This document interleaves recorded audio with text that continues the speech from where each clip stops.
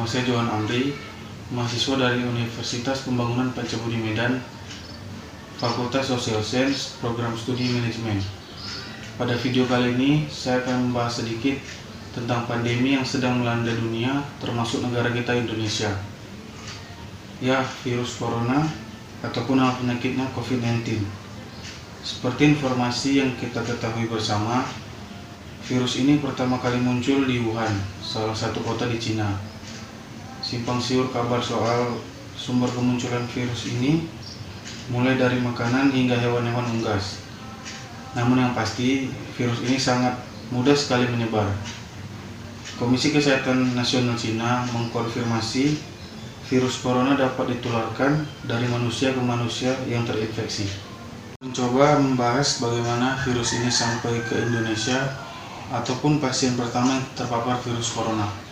Berdasarkan informasi yang saya ketahui, Menteri Kesehatan kita Dr. Thermawan Agus Putranto mengkonfirmasi bahwa ada 2 orang warga Depok, Jawa Barat, yakni seorang ibu 64 tahun dan anaknya 31 tahun yang terpapar virus corona. Kronologinya, mereka sebelumnya dikunjungi oleh warga negara asing asal Jepang yang tinggal di Malaysia. Warga negara asing asal Jepang tersebut kemudian datang bertamu ke rumah 2 orang yang terpapar virus corona.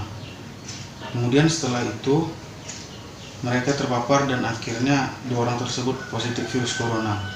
Dan akhirnya 2 Maret 2020 Indonesia melaporkan kasus konfirmasi COVID-19 sebanyak 2 kasus.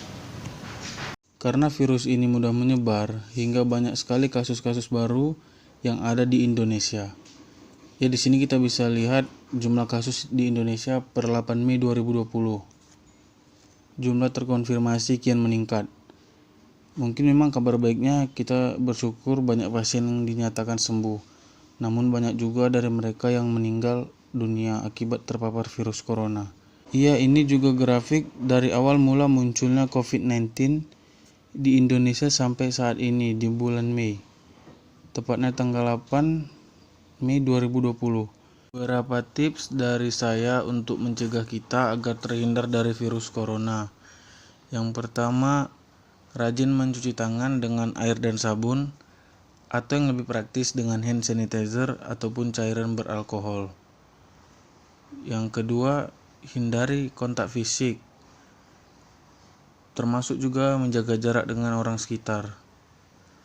Yang ketiga, tutup mulut saat batuk. Ya, walaupun kita tidak terkena ataupun tidak mengalami gejala, ada baiknya kita menutup mulut saat batuk ketika berada di tempat umum.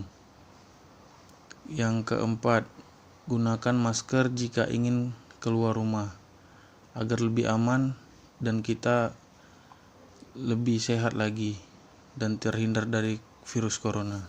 Itu saja dari saya, mohon maaf jika ada kesalahan dan informasi yang kurang tepat. Mungkin saat kalian lihat video saya, data tidak sesuai dengan kasus terkonfirmasi saat ini. Karena kasus terkonfirmasi bisa saja berubah setiap saat. Ada yang sembuh, ada yang meninggal dunia. Itu saja dari saya. Wassalamualaikum warahmatullahi wabarakatuh.